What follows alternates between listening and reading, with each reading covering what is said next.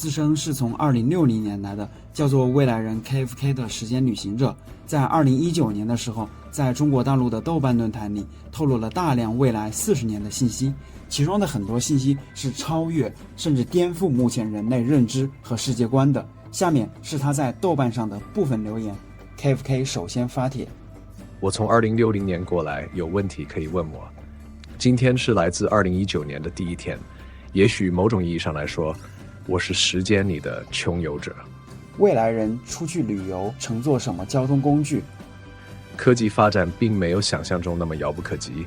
2048年以前，旅行仍靠飞机或者磁悬浮列车。你是人还是机器人？我是人。你在2060年买得起房子吗？2060年，房屋不是贵重物品。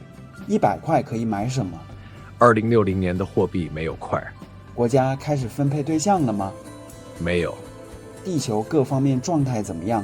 人类找出清洁环保替代能源了吗？大家过得开不开心？是更焦虑了还是更幸福了？人类更焦虑，因为饥荒、地震、战争非常频繁。不少人怀念2000年到2030年之间的美好时光。为啥要来2019？因为今年地球上有很多事情在发生，回头看，这是人类转折的一年。在2049年有一部智慧卡剧，你可以理解为2019年网络上的电视剧，名字就叫2019，是一部怀旧片，全球热播。沪深上证指数到2万点了吗？没有。美国还存在吗？特朗普能连任吗？美国仍然存在，特朗普会继续连任，但他将面临来自亲人与反对他的人给他的巨大压力。请告诉我未来2期双色球的开奖号码，谢谢。抱歉，我需要遵循时光旅行的约束，所以不能回答这个问题。南极还存在吗？还在。人类可以去火星旅行吗？不能，但是卫星可以抵达并环绕四周。有一家美国的巨型公司开发了可以体验火星见闻的智慧视角工程，有点类似于你们现在使用的虚拟现实体验，但智慧视角工程更为身临其境。结婚率多少？各个国家和民族不太一样，大部分国家结婚率偏低。房产会泡沫吗？谢谢。我出生的时候，房子不是贵重物品。老人们聊天说过，以前房子很贵，但我很难想象。未来地球人口多少啊？2047年有80亿人口，2060年减少到53亿。人口减少的原因？战争、地震、饥荒、海啸。哪里的战争？牵扯到全球的2个世界文明地点，是3个大洲交界。我只能说这么多。你带钱了吗？没有，在2060年只是奢侈品，一切财富都将数字化。能够在这个世界里使用纸张，我感到很幸福。明天彩票买多少？我不会回答可以微观改变个人命运的问题。你这个数据怎么来的？全球人口统计数据。那时候空气质量会好吗？我们是不是第1大强国？空气有没有更好？第1大强国在西方。你是怎么知道豆瓣的？时光旅行中的数据探测。你出生在哪一年？2020年。明年你就出生了。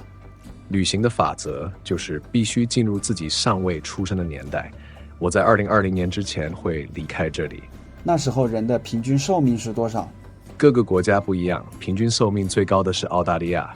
人心普遍是更好了还是更坏？人心好的会更好，坏的会更坏。善良的是有，恐怖的是更多。现在你父母在哪里？这属于我的隐私。那你回来做了什么事儿？每个人都能自由穷游穿梭吗？几年开始这样操作的？能不能找到亲人，然后让某些事情发生变化？只要我遵循法则，就不会被发现。时间旅行是一种特权，我只是因为某种原因钻了个空子，但我不会利用这个从事非法行为。你为什么要用繁体字？我们简体字不能用了吗？那是因为我一直使用繁体字，已经习惯了。我也可以使用英文。你来过的意义在于什么？ 2019年是比较特殊的一年，也是我出生之前的一年。我来这里看一下，并想对2019年的人给予一些善意的提醒。移动通讯技术的进步改变了吗？以后有6G、7G、8G 这样吗？7G 之后就不再以 G 为名，因为已经到了另外一个阶段，时间是2048年以后。所以处于当下时空的我们，怎样才能来一次时光旅行呢？没有办法，但是你可以微观的通过改变你的生活节奏来体验时间的不同。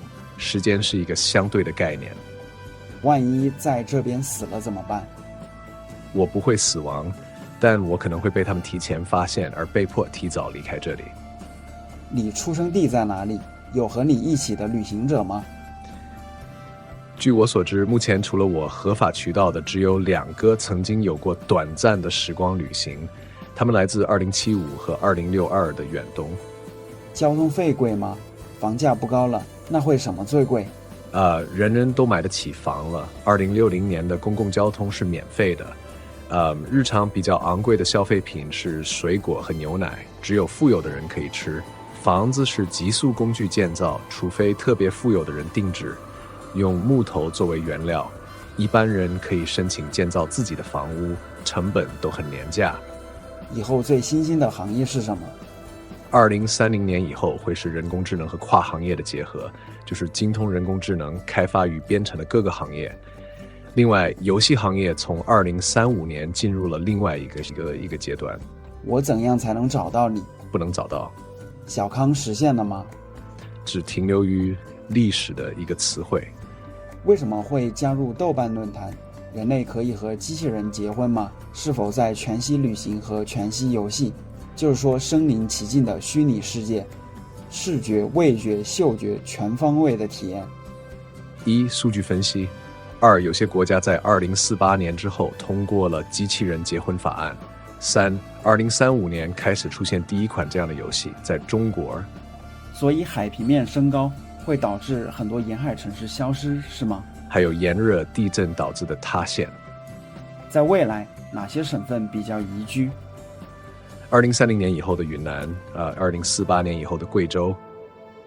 人文科学的发展如何？性别平等问题是否有所解决？如果可以，请问您还可以用男性或女性来称呼吗？未来有多少种性别？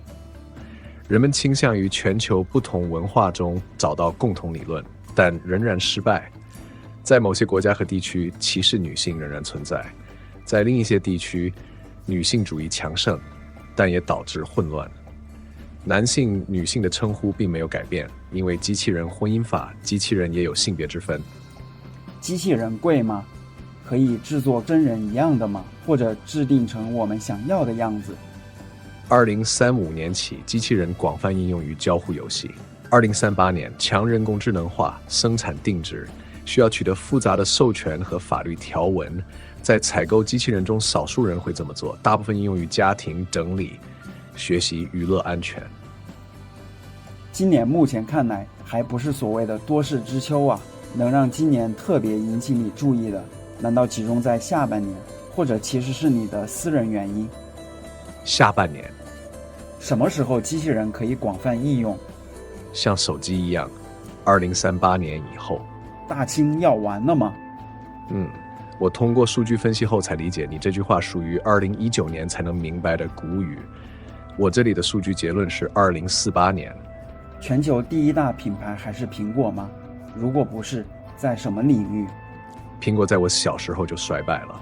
房屋打印公司、交互游戏公司、光学、虚拟、真实眼镜公司是40-50年代的3大巨头。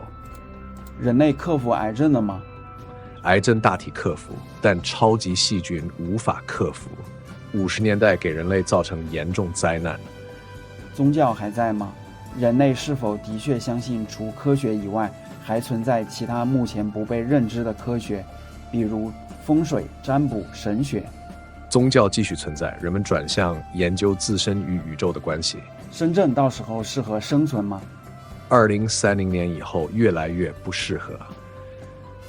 是否可以穿越到更遥远的年代，比如封建社会，甚至秦唐。